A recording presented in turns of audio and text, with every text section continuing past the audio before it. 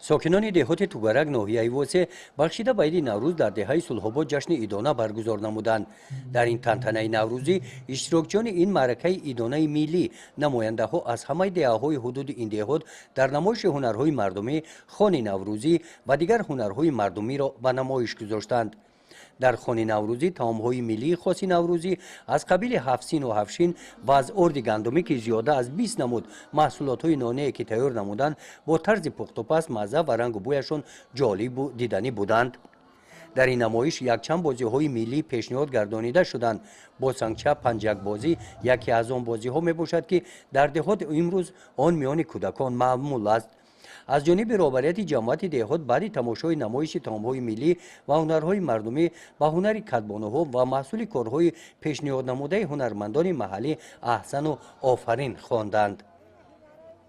در این چاره‌بینی رئیس جماعت دهات توگرک در سیمای اشتراکچیان چاره‌بینی نوروزی ساکنان دهات را بخشیده به نوروز تبریک نموده قید نمودند که نوروز عید مرد دهقان بوده آغاز موسم کشتکاری بهاری می باشد. از این رو در قطار دیگر دهقانان این شب و روزها کشاورزان دهات توگرک به موسم کشتکاری بهاری متشکلانه آغاز می نمایند. در انجام سخنرانی خود رئیس جماعت دهات به دهقانان خرمن پربرکت آرزو کردند.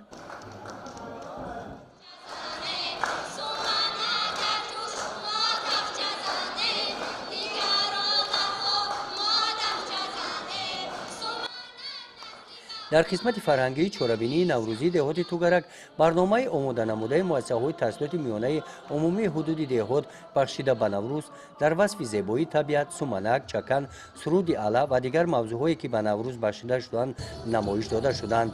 برنامه نوروزی با رقص و سرودهای نوروزی جمع بست گردید.